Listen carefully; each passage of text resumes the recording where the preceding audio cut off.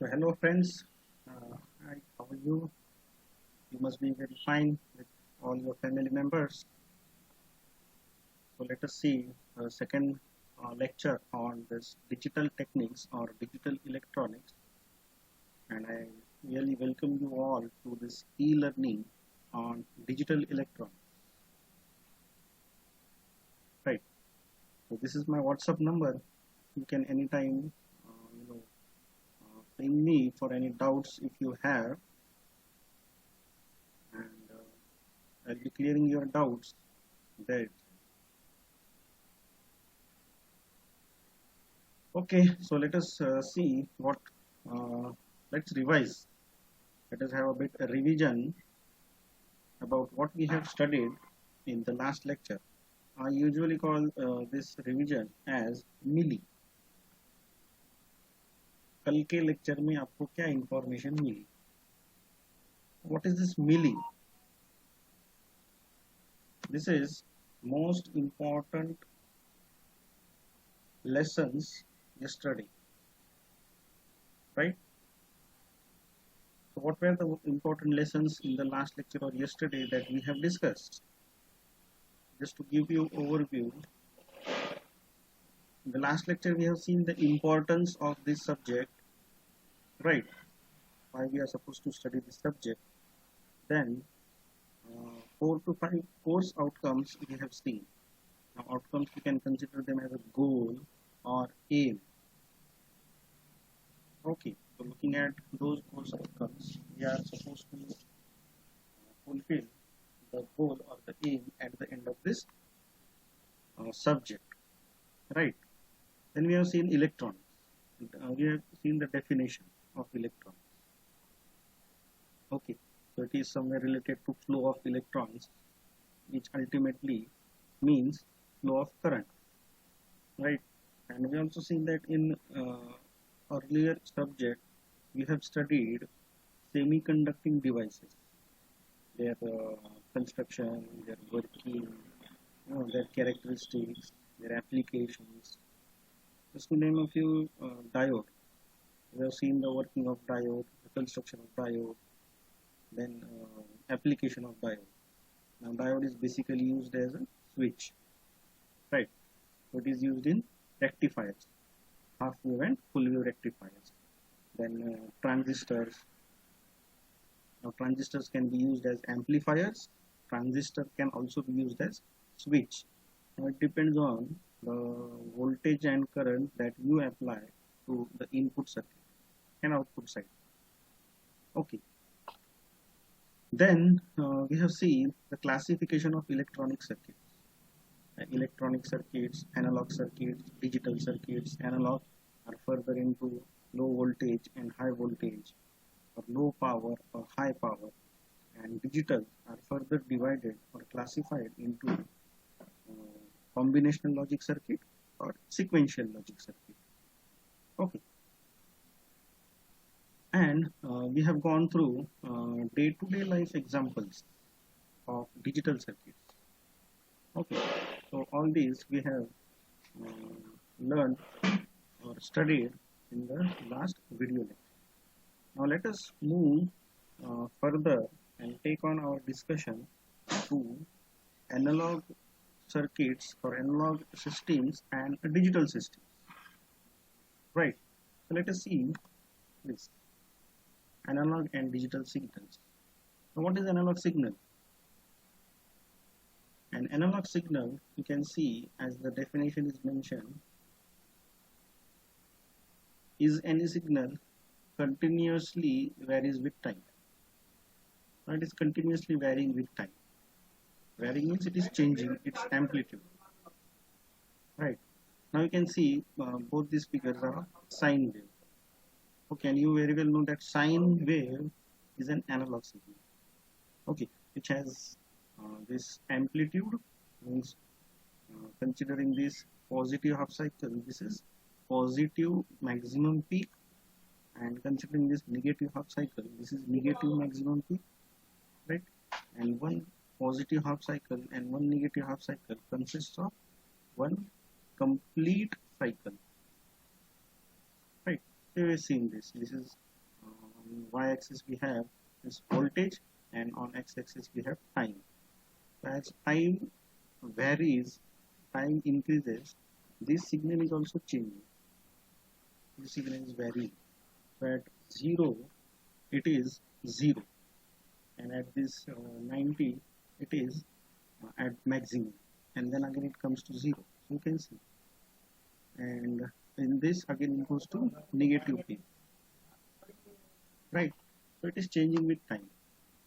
And you can see in another, it is said that an analog signal is a signal that can take on any amplitude. Any amplitude it can take. So it is 0 amplitude, it is maximum amplitude. Okay, again it is 0 amplitude, right? And is well defined at every time. Every time, at every point of time, it is defined with some value, right? This is the characteristics of analog signal. Okay, we can have sine wave, we can have cosine wave. Okay, so all these are analog signals. Okay, there are few examples of analog signals. Now our voice, our sound, that is the example of analog signal. Then temperature changes. The daily temperature changes is an example of analog signal. Earlier, instead of these digital thermometers which you see nowadays, we used to have analog thermometers where mercury used to be there, which would represent the temperature value. Okay, so they are analog in nature. And given this diagram, you see sound pressure of a guitar. So when a guitar is being played, then certain sound pressures are created. Okay, so they are all analog in nature, right? Now this sound of guitar, or what we are talking, right, is physical quantity. Okay, physical quantity. Temperature is also a physical quantity. Okay, now with help of this microphone, these sound waves are converted to electrical signal. You can see. You can even try on for this. Just go into a Play Store and search for an oscilloscope app. And when you download that, just record your voice. So you will see as you change your tone or change your voice modulation, the signals will change accordingly. If you have a higher voice, then higher amplitude sine waves will be generated. Okay, so these are a few examples of analog signals. Now, what is digital signal? Now, the figure you see here is shows the digital signals. Digital signals are data of sequence of data of a discrete value. Now, discrete value is value at a particular time. Now, see here, at this moment it is 0, at this moment it is 1. And this is how the digital signals are as compared to analog signal. Now you can see here, this is an analog signal, and this analog signal is converted to digital signal, equivalent digital signal. Now, whatever data you have here in analog form is equivalent to this in the digital form, right? So this digital can have only two values, zeros and ones. So this is digital signal. Okay. Now, how these digital signals are represented? So, as I said, digital signals are represented in the binary form. Okay. So here, small mistake was it is binary form. We have written form. So binary form, right? In terms of zeros and ones. Let us consider example. As we know, if you see your keyboard of your system laptop, then there are so many characters available. Capital alphabets, small alphabets, then numbers, special characters, enter, space, all this. There, every keyboard on the character is a every button on the keyboard is a character, and every character has some value. Now let me make here one thing clear. That your laptop, your computer is an example of digital system. The digital system only understands in terms of binary format, zeros and ones. But do we understand this format? No, this is not our language. Digital systems language is binary language. Our language is this understandable language. Okay. Now here what happens is this character is converted into some value, and that value is called as ASCII value, American Standard Code for Information Interchange. Okay, and then this value is converted to binary form, its equivalent binary form.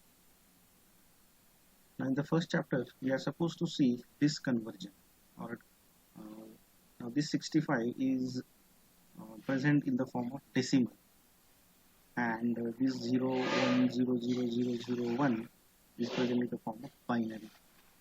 So how this conversion takes place? So this is how the digital signals or digital data is represented.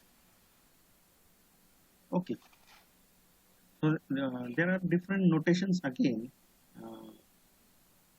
available for digital signal or digital data to be represented. Okay. Now as I said, it is in two forms, 0 and 1.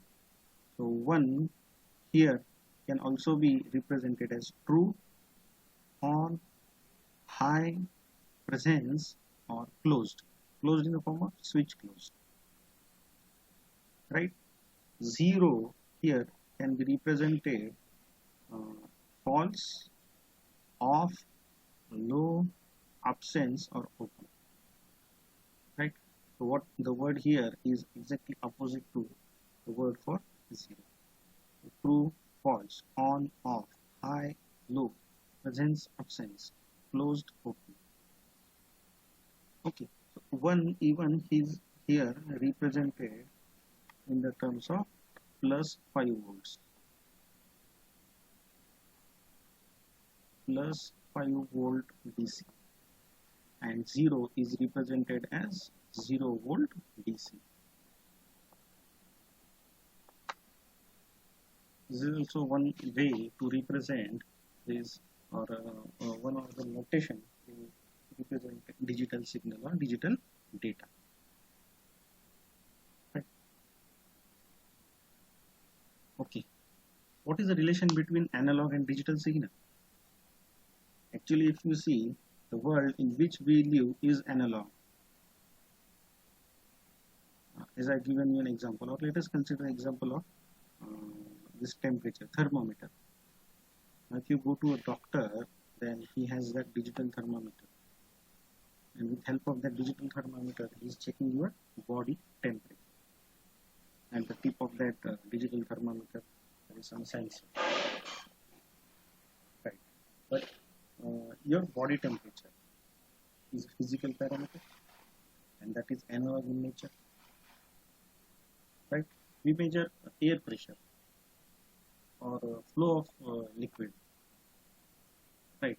Actually, if you see, they are analog in nature or physical. Means they are analog in nature. Okay, I've given here some examples.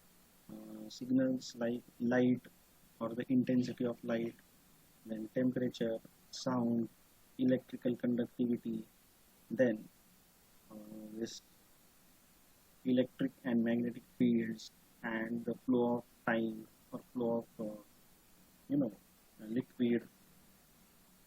The main point is all are most practically analog quantities. These are practically analog quantities. Okay. For a digital system to do useful things in the real world, conversion is necessary. Now, if you compare analog thermometer and digital thermometer, which thermometer will give you the accurate value? Of course, digital thermometer, right? You might have seen that weighing pan in kirana shops, tarazu. Earlier we used to have, or in most of the shops even today you find that traditional tarazu, and most of them nowadays have this digital. So you see digits. So which that weighing pan gives you accurate reading is digital one. Okay, but consider that sugar. Now that sugar is being poured in that pan, right? So a pressure is created on that pan, and that pressure is converted to that digital record or digital value. Now that pressure is physical, but we are getting digital. So this is you can see how this analog and digital data or signals are correlated. Now that can be explained in this circuit. Now consider this man talking on phone, right? So this man, when he is talking, as I said, our voice is physical quantity, okay, and analog in nature. Now with help of this microphone, you can say this microphone, these voice signal or sound signals are converted to electrical signals. And when it comes into electrical form, means they are analog signals, right? And now these analog signals are converted to digital signals with help of ADC, analog to digital converter, and the output of ADC we have digital signal, right? And then this is digital system. This is what we are supposed to study, and required or the necessary process is done here on this digital signal. Okay, now and this speaker, what you hear is what he is saying, his sound or his voice. Do you hear this digital signal, zeros and ones? No. When this digital digital signals are processed, then they are converted back to analog signal. So with help of digital to analog converter, these are again converted to analog signals, and then they are given to the respective output. So as I said, consider he is talking on a phone. When he is talking, your phone has inbuilt microphone and this ADC, and in that again when digital signal is converted, sorry, analog signal is converted to digital, that is processed, okay, and then that is transmitted, and at the other side when the other person is hearing you, then that digital signal is converted back to analog. On what you hear is what the other person is talking. Okay, so this is in the form of signals. This is sound signal, sound electrical signal converted to digital, and then this digital is converted to analog. Now these are equivalent. The data here, and here is same. Right. So when he is saying hi, how are you, that is what you are able to listen. Right. Okay, are you getting this? Okay. Now you might have noticed there are certain advantages of digital systems or digital circuits. Let us see this one by one. Information storage is possible and also easy. Now, for the analog signals or analog systems, you cannot store that information, which is very much possible in digital systems, and that is quite easy. Right? You can see pen drives or memory cards. They store a lot of information with very small size. That is quite easy. Accuracy and precision are greater, as we have just now discussed about accurate values generated by analog and digital systems. Digital circuits are less affected by noise. So, just while giving the example of that phone, that person talking on the phone, when the data is transmitted, every phone has a transmitter and receiver. When the data is transmitted, then it is transmitted through this air medium, free space, and there are chances that noise may get added into that. What is this noise? Noise means unwanted signal. Your original signal is mixed up with unwanted signal. So at the receiver side, there are chances that you may hear both the original signal with noise also. Now, analog signals are mostly affected with this noise when they are transmitted.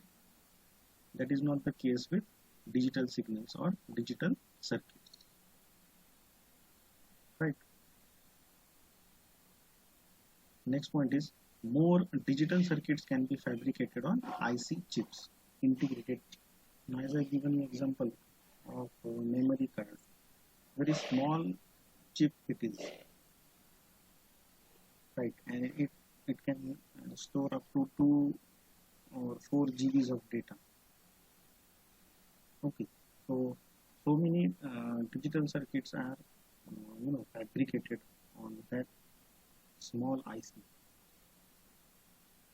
thereby occupying lesser area. So earlier days we used to have that pen drive of 1 GB. The size, complete size of our this one finger. Okay, and nowadays we have that memory cards which are reduced to size of our nail that we have on that finger. It has actually reduced to that. Okay, and the cost also has been reduced. Okay, so this is one considerable advantage of digital system. Then these digital signals or digital circuits are computer compatible and simplicity in design. And important point is they can be programmed. Now, your analog circuits cannot be programmed, whereas digital systems or circuits can be programmed. Okay. Now this is another what we can say example of analog and digital circuits. So this is analog in nature, and this is digital in nature. Earlier we used to have this type of phone which is just analog in nature, and now we have this smartphone which is absolutely digital in nature. Earlier we used to have this tape recorder where magnetic tape was used to record the songs and play the songs. And that cassettes, they had side A and side B. Okay, now these digital iPods, digital these music systems, they have replaced this analog system.